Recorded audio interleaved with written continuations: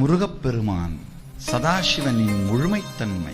அதனால்தான் தனது முழுமைத்தன்மை முருகன் என்பதை உலகிற்கு சொல்லவே சுவாமி மலையில் முருகனிடமே பாடங்கேட்டான் சதாசிவன். கச்சியப்பர் அருமையாக சொல்வார், வலது தோளில் அமர்